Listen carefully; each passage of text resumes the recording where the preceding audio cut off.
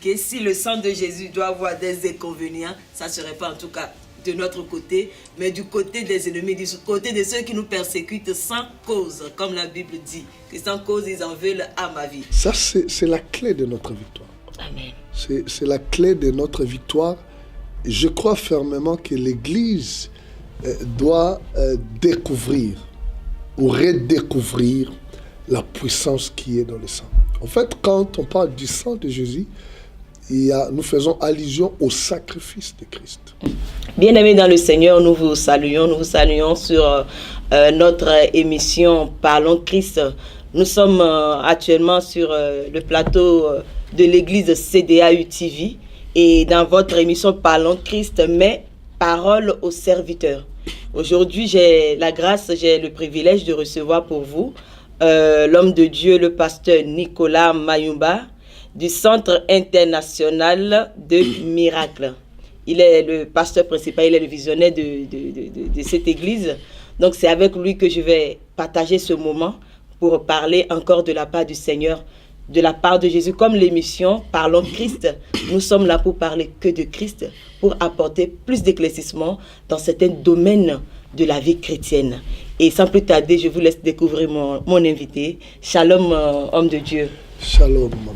Nous sommes très très heureux, très contents de vous recevoir sur nos plateaux de l'émission Parlons Christ. Merci beaucoup et je remercie le Seigneur en fait pour ces grands privilèges qu'il me donne et que je sois reçu dans votre émission pour parler de la parole de Dieu. Alléluia, alléluia. Donc bien-aimés dans le Seigneur, je vous rappelle que l'église, le Centre international de miracles, se trouve à la Courneuve, à Paris. Donc, l'homme de Dieu, il a fait le culte ici aujourd'hui à l'église CDAU. Et je vais lui demander un peu quelles sont ses impressions par rapport à ce culte, par rapport à l'église. Vous avez vu, ce n'est pas votre première fois certainement que vous faites l'émission ici.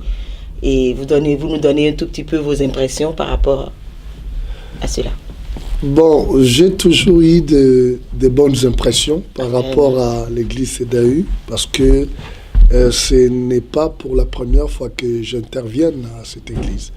Donc, de temps à autre, le pasteur Serge m'a toujours invité et je l'ai connu déjà avant qu'il commence cette œuvre, ce qui fait que on a tissé de bonnes relations. Amen. Et je respecte beaucoup le travail qu'il est en train de faire. C'est parmi des hommes de Dieu, des enfants, de jeunes serviteurs que nous sommes en train de soutenir et d'encourager dans le ministère. Amen. Donc, pour moi, venir prêcher dans son église, je suis dans ma maison. Amen. Et l'impression a été toujours bonne. Je passe toujours des bons moments. Un peuple réceptif par rapport à la parole de Dieu. Une bonne louange, une bonne chorale, officiance, tout. Je pense que l'ambiance s'est bien passée dans la présence du Seigneur. Je suis vraiment content. Et j'ai été toujours content quand je viens ici. Amen, amen. Donc, bien-aimés dans le Seigneur, je vous rappelle, vous êtes dans votre émission Parlons Christ. Et vous savez, avec Christ, nous avons de bons témoignages. Et quand il y a de bonnes choses, ayons le courage de le dire comme l'homme de Dieu, le papa Nicolas Mayumba est en train de le dire. Il a connu l'homme de Dieu, le pasteur Serge Agbeti, il y a très longtemps. Et s'il a la grâce, il a la confiance de venir prêcher ou l'amour vraiment de venir partager la parole de Dieu, c'est parce qu'il sent l'Esprit de Dieu en mouvement dans cette église. Et homme de Dieu, aujourd'hui, vous avez parlé du sang de Jésus. Amen. Wow, c'était un message très, très puissant. Que le Seigneur vous bénisse pour cela. Amen. Et le sang de Jésus, j'aimerais que vous nous expliquiez encore plus. Pourquoi vous aimez parler du sang? Parce qu'en vous entendant parler, on sait que vous avez l'habitude de parler du sang de Jésus. Pourquoi? Oui, mais moi je pense que ça c'est la clé de notre victoire. Amen. C'est la clé de notre victoire.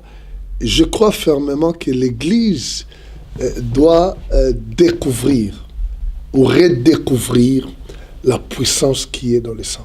En fait, quand on parle du sang de Jésus, nous faisons allusion au sacrifice de Christ.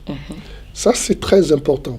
Nous ne pouvons pas aller loin dans la vie chrétienne sans avoir cette base comme fondation. Ce que Jésus a fait sur la croix. c'est le début de toutes choses pour nous. Oui. C'est ce qui nous donne la victoire sur les diables. La parole de Dieu est claire là-dessus. Noir sur blanc, vous l'avez vaincu à cause du sang de Jésus-Christ de Nazareth. Ce sont des choses qui sont dans la Bible, mais que peut-être aujourd'hui, l'évangile n'est plus prêché dans toute simplicité, comme cela a été prêché par les apôtres de Jésus-Christ. C'est pour cela que nous ne voyons pas la même puissance se déployer aujourd'hui. Et pourtant, c'est la même Église. Mais sauf que le message n'est plus le même. Regardez dans le livre des Actes, regardez les apôtres, le travail qu'ils ont fait. Vous allez constater qu'ils nageaient dans la puissance parce qu'ils étaient fondés sur ce que Jésus avait fait sur la croix. La Bible dit, nous l'avons vaincu à cause du sang de l'agneau. On a vaincu les diables à cause de ce sang de Jésus-Christ de Nazareth. Et l'opportunité m'a été donnée dans un thème que l'Église était en train de partager sur la croix, de développer cet aspect-là. Qu'on insiste sur ce point-là. Au-delà de tout ce que nous pouvons avoir comme principe, la prière, le jeûne et tant d'autres choses. Mais la fondation, comme Paul a dit, j'ai posé la fondation. Une autre fondation ne peut pas être posée. Et ça dépend comment on bâtit sur cette fondation-là. La fondation, c'est que Jésus a payé le prix. Amen. Il a payé le prix. Il est la rançon.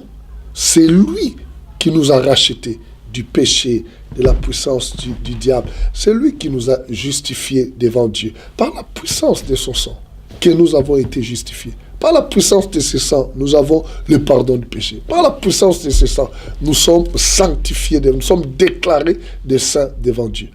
Et où voulons-nous encore avoir une autre base? Donc c'est pour cela que le message sur la rédemption est parmi le principal message que Dieu m'a donné. Moi, j'insiste sur la rédemption, j'insiste sur l'œuvre de la croix. Et quand on lit dans Daniel, la Bible dit clairement qu'au temps de la fin, l'Antichrist, qu'est-ce qu'il fera? Il fera cesser l'offrande et les sacrifices. C'est-à-dire, il empêchera les gens de mettre la confiance sur le sacrifice de Jésus sur la croix, de s'appuyer sur toute autre chose. Le diable sait que tout appui autre que le sang de Christ, il peut le déstabiliser. Mais si tu t'appuies sur le sang de Christ, il est vaincu d'avance. Amen, amen.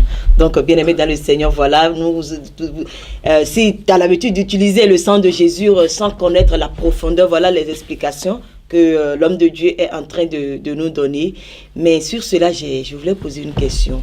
En fait, Jésus même en partant, l'ordonnance qu'il nous a donnée, c'est de prier en son nom. Oui.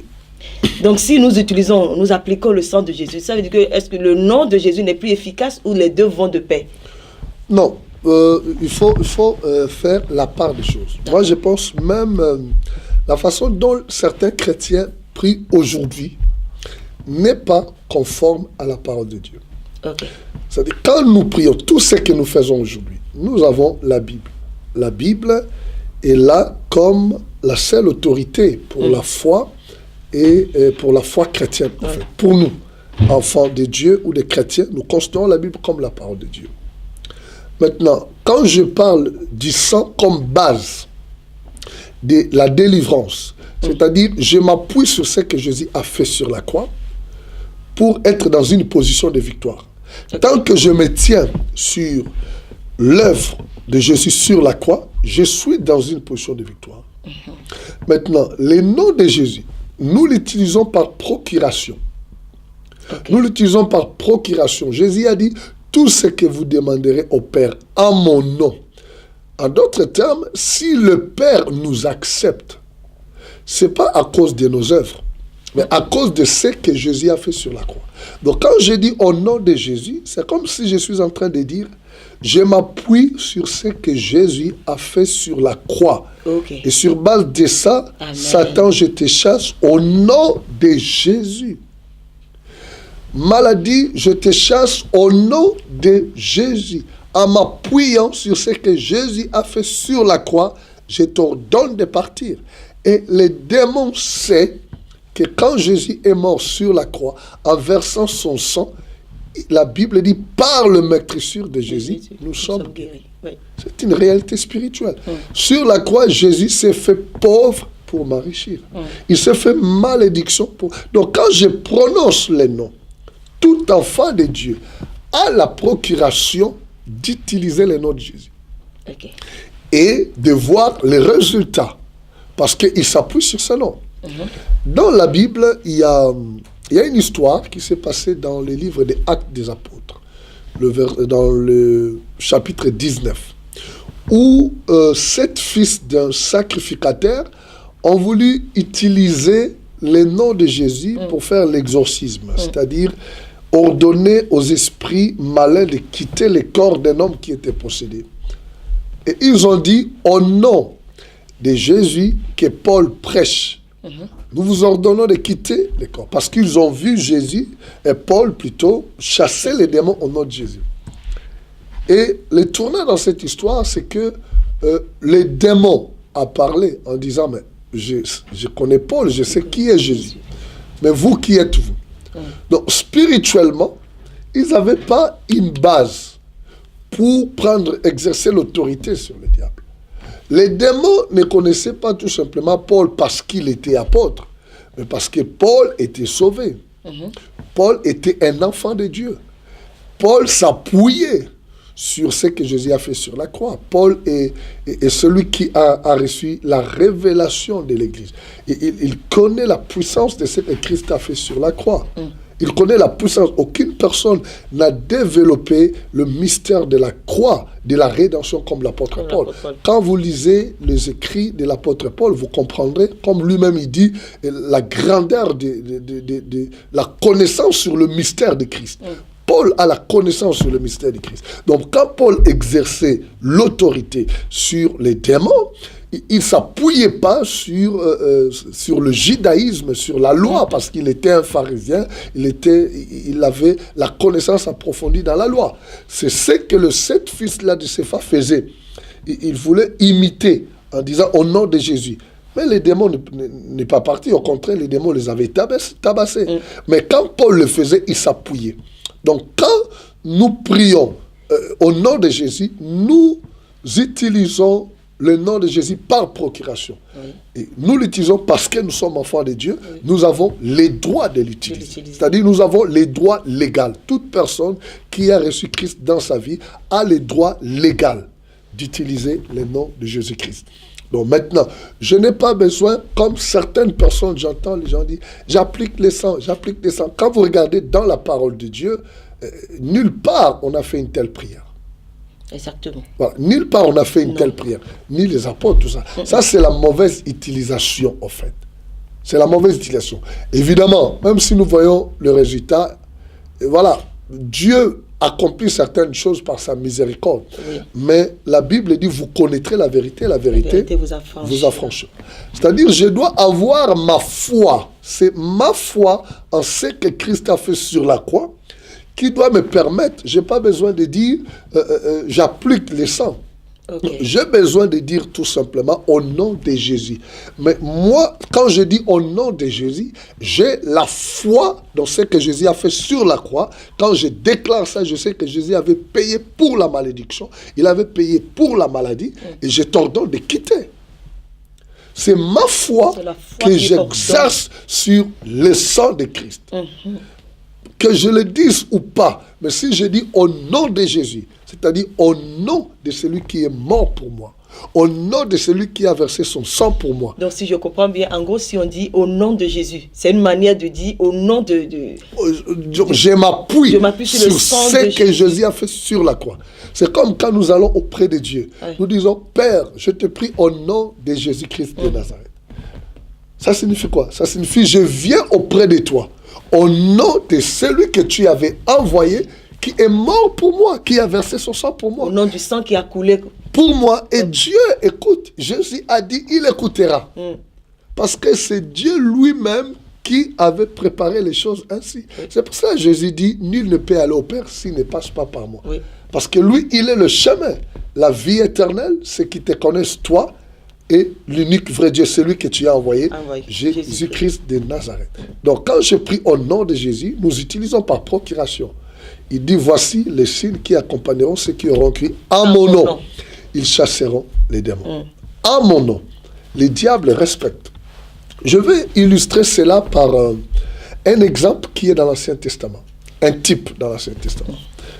Quand Isaac voulait bénir Ésaü, son fils aîné, avant de mourir, il pose la condition à Ésaü en disant, va dans la forêt, va tuer, chasser un gibier, tu me le prépares comme moi j'aime, tu ramènes le plat, je vais manger le plat que j'aime, je vais te bénir. Et la parole de Dieu dit que Sarah, qui était à côté, Rebecca plutôt, a entendu. Oui. Mais comme Rebecca avait la révélation des 2 enfants, quand elle avait cherché la face de Dieu, Dieu lui avait dit que le plus grand sera assujetti par le plus petit. Rebecca voulait que cette bénédiction-là descende sur Jacob. Qu'est-ce qu'il a fait? Il a parlé à Jacob. Écoute, il y a quelque chose qui doit se passer. Il faut que ton père te bénisse. Moi, je vais préparer la nourriture. Maintenant, tu dois aller présenter la nourriture auprès de ton père pour qu'il te bénisse. Jacob a bien posé la question à sa maman. Il dit, mais écoute, mon père connaît ma voix. Mon père sait que je ne suis pas venu comme mon frère, tout ça. Mais au lieu d'attirer la bénédiction, je risque d'attirer la malédiction. Et sa maman dit, écoute, ne t'en fais pas. Si il va te maudire, que cela retombe sur moi. Mais prends le vêtement de poil de ton frère, tu vas mettre ça. Va préparer la nourriture, donne. Moi, je prépare, va donner cette nourriture. Et Jacob va avec l'habit de son frère, tout ça, l'odeur de son frère aussi. Il dépose la nourriture. Son père mange. Son père était étonné en disant, mais il n'y a pas longtemps que je t'ai envoyé te dire non. C'est que Dieu m'a fait grâce de trouver un gibier, je l'ai préparé. Mais le père dit bien, la voix là que j'entends, c'est pas la voix de mon fils Ésaü. C'est la voix d'une autre personne, c'est la voix de Jacob. Mais comme il ne voyait plus Isaac, quand il a touché, il dit, mais l'odeur, et quand il a touché, il dit que ça, c'est Ésaü. Et Isaac n'a pas béni Jacob parce que tout simplement, il a écouté la voix. Mais c'est parce que l'odeur qu'il dégageait et le vêtement velu qu'il avait était le vêtement d'Ésaü. Et Isaac a tenu compte de ça, il a béni. S'il devait tenir compte de la voix, il n'allait pas bénir. Donc c'est exactement nous. Quand nous nous approchons, nous nous couvrons du sacrifice de Christ, de son sang-là qui a été versé. Dieu nous reçoit favorablement. Amen. En dépit de tout ce que nous avons connu dans notre vie ou fait dans notre vie. Il nous accorde sa miséricorde. S'il doit se tenir tout simplement compte de moi, je ne suis pas digne d'entrer dans sa présence. C'est pour ça que la Bible dit que dans Hébreu, la Bible dit le sang nous donne l'accès dans la présence de Dieu. Le sang de Jésus nous donne l'accès. Nous avons un accès. Hébreu 10, 22. Nous avons un accès dans la présence de Dieu. Nous avons un accès. Jacob a été accepté par son père parce qu'il avait mis le manteau de son frère. L'odeur qu'il dégageait, c'était une odeur. Le père connaît l'odeur de son fils Ésaü. Si ce n'était que par la voix, non. C'est pour cela que Jésus nous a donné les codes d'accès. Son sang ouvre les chemins, nous avons les codes d'accès. Et nous devons utiliser ça. Le code d'accès, c'est son nom. C'est son nom, le code d'accès, qui ouvre la porte. Alléluia. Bien-aimés dans le Seigneur, donc voilà l'explication que le révérend est en train de nous donner en se basant sur l'histoire d'Isaac et de ses enfants. Et voilà ce que Christ fait aussi, Christ a fait aussi pour nous. Et comme l'homme de Dieu a souligné, le code d'accès que nous avons, c'est le nom de Jésus, mais tout en marchant dans le sang de Jésus, tout en nous appuyant, en nous basant sur le sang de Jésus. Voilà, alléluia. Mais je voulais savoir, homme de Dieu, les avantages. Là, vous nous avez expliqué comment il faut appliquer le sang de Jésus. Ce n'est pas chaque fois en disant j'applique que ça aura des faits. Tout le monde peut le dire. Mais la base fondamentale, c'est d'abord de connaître qui est ce Jésus et en nous appuyant maintenant sur cette déclaration. Et quels sont les avantages du sang de Jésus? J'utilise le sang de Jésus. Qu'est-ce que cela peut me faire? Parce qu'on peut, des fois nous entendons beaucoup de gens disent, mais j'ai fait tout ce qu'il faut, j'ai prié, j'ai jeûné, si c'est le sang de Jésus, j'ai tellement utilisé que je n'ai pas de réponse. Bien, comme dans mon intervention de cet après-midi à l'église, je pris l'exemple de l'institution de la Pâque en Égypte par Dieu quand il envoie Moïse pour aller libérer le peuple d'Israël.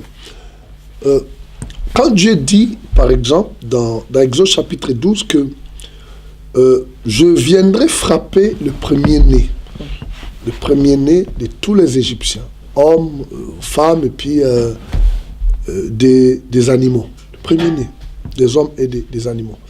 Mais Dieu dit que vous devez appliquer le sang d'un animal, l'agneau. Oui. Il a donné les conditions, les exigences. Ce n'était pas n'importe quel animal. Il y avait un agneau, il devait avoir un nombre d'années, tout ça, et comment il devait être. Et ils ont appliqué sur les laines, tout ça. Dieu dit, quand je viendrai et que je verrai le sang vous servira de signe. C'est-à-dire, quand le destructeur viendra, il verra le sang, il n'entrera pas dans cette maison-là où il y a le sang. Et Dieu ajoute, aucun fléau, aucune plaie n'entrera. La question était, il faut que Dieu voie le sang. Il faut que le fléau voie le sang. Oui. S'il ne voit pas le sang, il frappe. Oui. Donc ce n'était pas parce qu'ils étaient à Goshen, parce qu'ils étaient descendants d'Abraham, parce qu'ils étaient descendants d'Isaac ou de Jacob. Mais ils devaient appliquer le sang. Le sang les a préservés de tous les maux. Le sang les a préservés de la mort. Et la mort est plus grande que la maladie. La mort est plus grande que la malédiction, que la pauvreté. Si le sang d'un animal pouvait protéger Israël de l'esprit de la mort, des fléaux, des désastres, des maladies, de toutes ces choses, c'était le sang d'un animal. D'un animal, oui. Combien à plus forte raison le sang de Jésus. Si nous croyons à cela, ce sang ne nous préservera-t-il pas des fléaux d'aujourd'hui? Oui. En fait, appliquer ou avoir la foi en ce sang-là nous préserve de beaucoup de choses, nous place dans une position de protection. C'est par ce sang que nous sommes justifiés. C'est par ce sang que nous avons l'accès dans la présence de Dieu. C'est par ce sang que nous avons la protection divine dans notre vie. Et 1 Pierre 1er, le verset 18 à 19 dit, nous sommes délivrés de la vaine manière. C'est-à-dire, même l'héritage de malédiction héréditaire, là, n'ont plus droit légal d'être dans la vie d'un enfant de Dieu.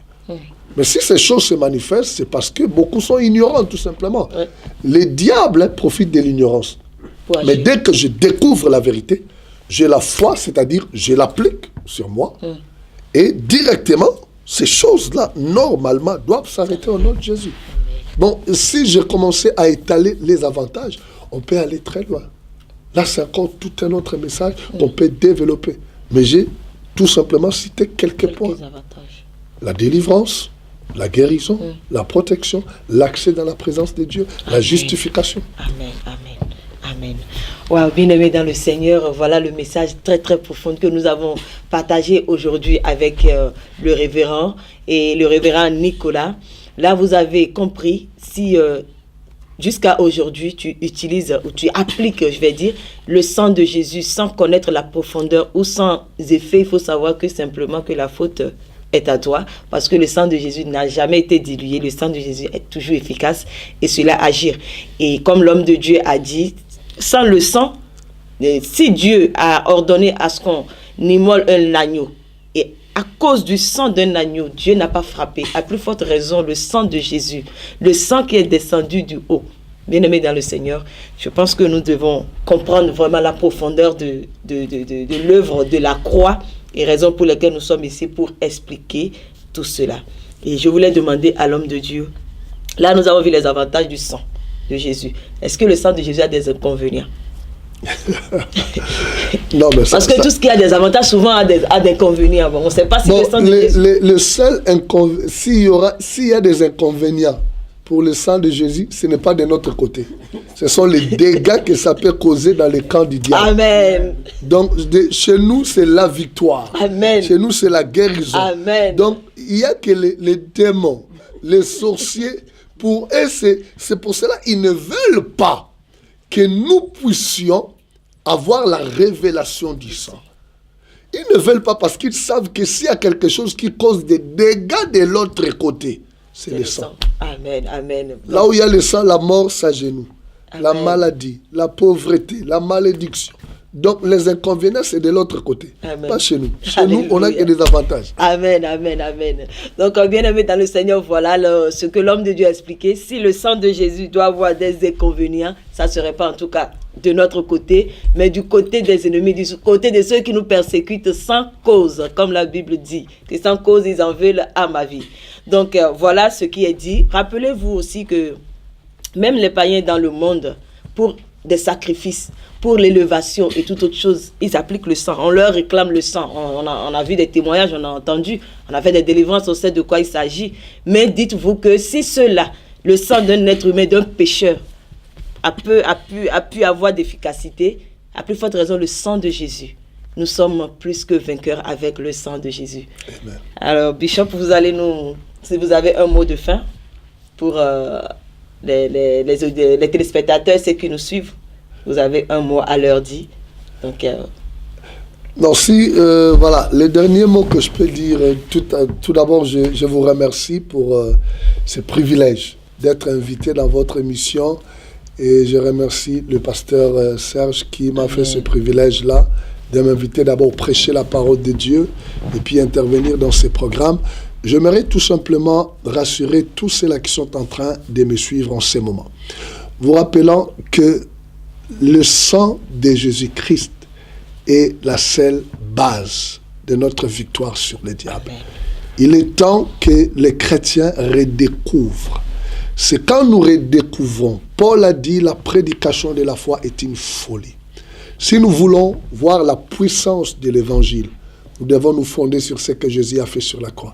La Bible dit que l'évangile est la puissance de Dieu pour le salut de quiconque croit. L'évangile, c'est la bonne nouvelle. La bonne nouvelle, c'est quoi? C'est que Jésus a payé le prix. Le sang a été versé. Amen. Il a pris ta place, il a pris ma place. Ce qui fait qu'aujourd'hui, si je m'appuie sur ça, je serai sauvé, délivré de mes péchés, de la malédiction, de toutes ces choses qui sont les conséquences du péché. Parce qu'il a payé les prix. Amen. Voilà ce que je peux vous dire. Ayez foi en ce que Jésus a fait sur la croix. C'est bien beau tout ce que nous pouvons faire autre chose. La vie de prière, c'est une bonne chose. Jeûner, c'est une bonne chose. Mais la base, c'est le sang de Jésus-Christ. C'est une vérité spirituelle que le diable ne veut pas que vous puissiez saisir. Et vous avez le mandat, la procuration d'utiliser le nom de Jésus-Christ.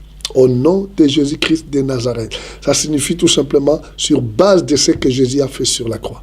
Par rapport au sang qui a été versé, tu peux ordonner au diable, aux démons, à tous ceux-là qui menacent ta vie, de s'éloigner de toi, de respecter. Amen. Si dans l'Ancien Testament, l'esprit des morts, Dieu lui-même, pouvait respecter le sang d'un animal, combien à plus forte raison,